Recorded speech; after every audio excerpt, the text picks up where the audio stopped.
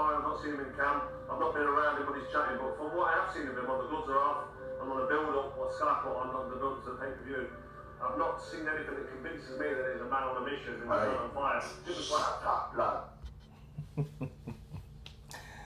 That was a little clip from Anthony Joshua's Instagram, and it was Carl Froch before the rematch of Andy Ruiz, and said that Anthony Joshua, from what he's seen, he doesn't see any way or any reason why Anthony Joshua will beat Andy Ruiz in a second fight.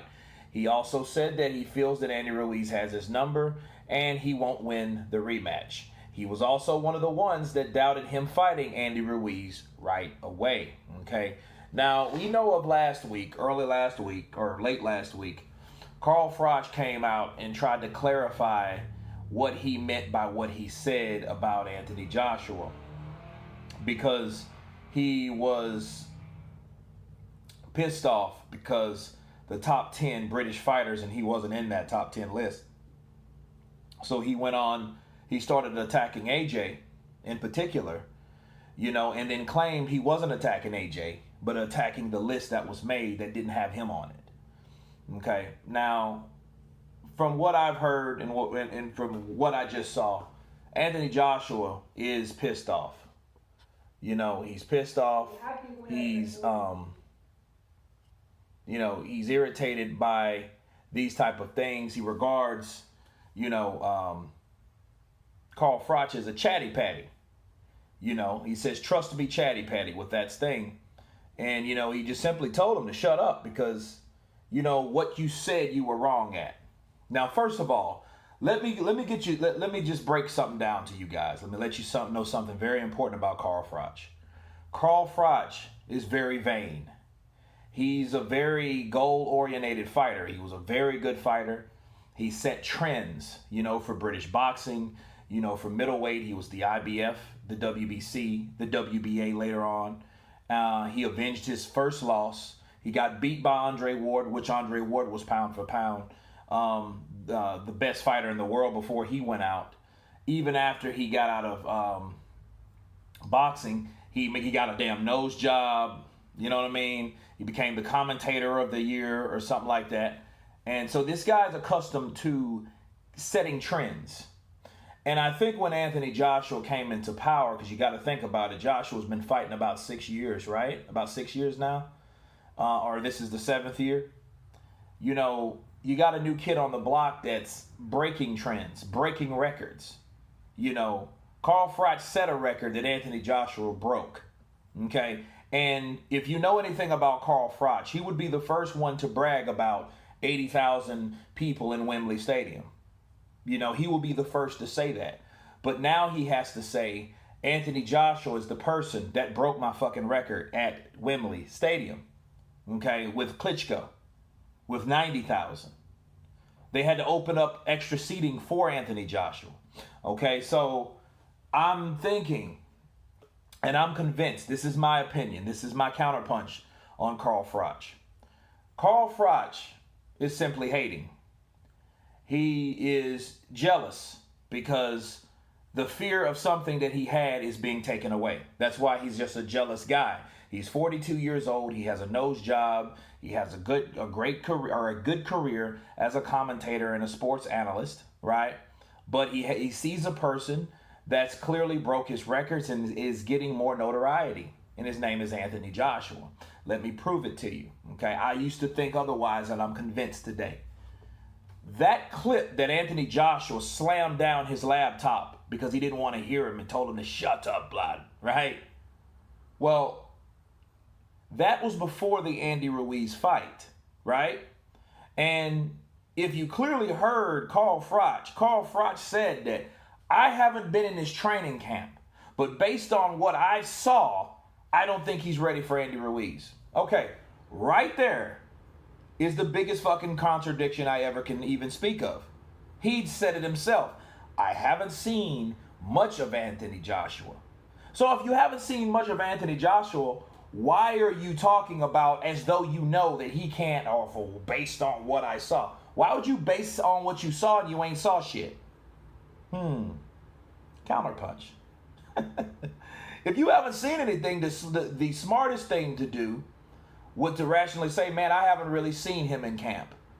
A lot of people haven't seen a lot of the things that he's been working on, right? And that's that. Not based on what I saw. I haven't saw enough of him, but based on what I saw, I don't think he's ready at all. But see, he was backing that up from already what he said earlier, but that Andy Ruiz has his number and he won't be able to beat Andy Ruiz.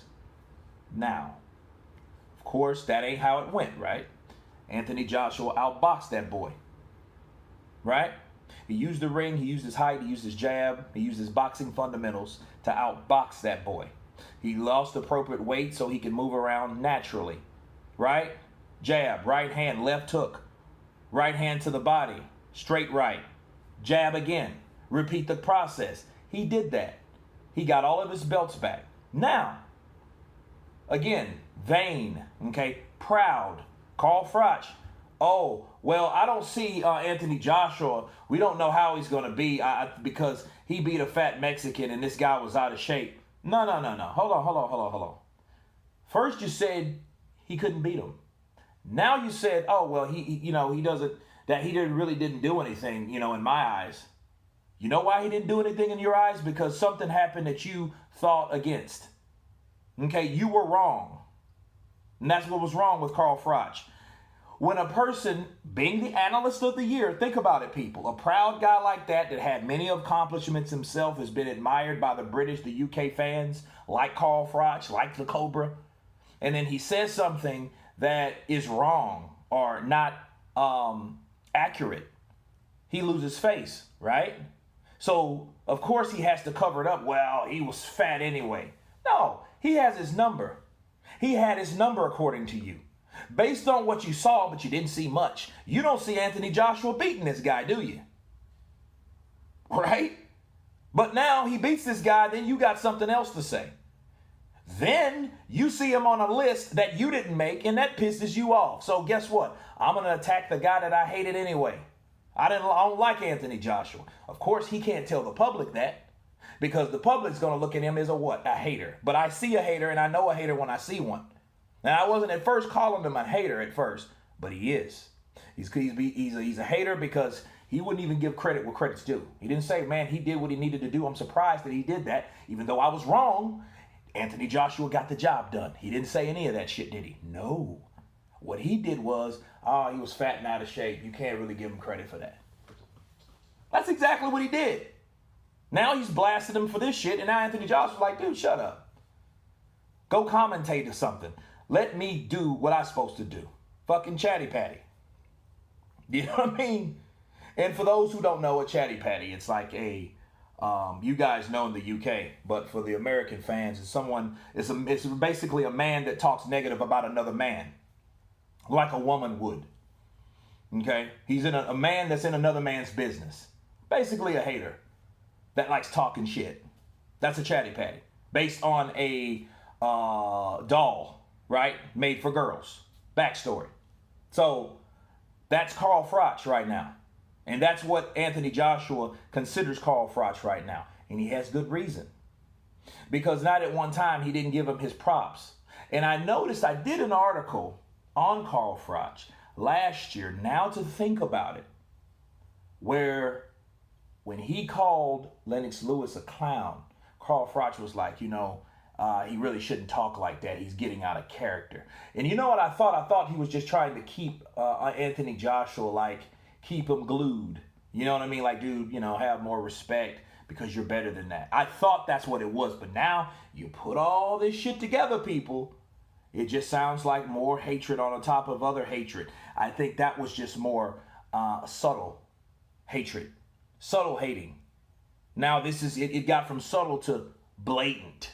Now you put it all together.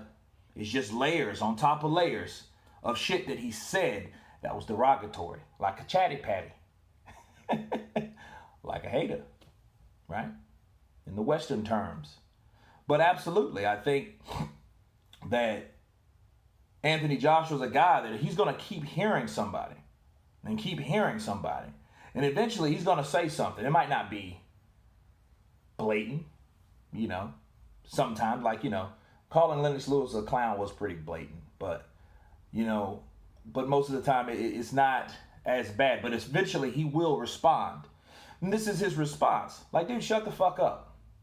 Do your thing, and I'm going to do my thing, and stop talking about me. Keep your name out of my mouth. Stop being a chatty patty. Yes, I beat your record in Wembley. Get over it.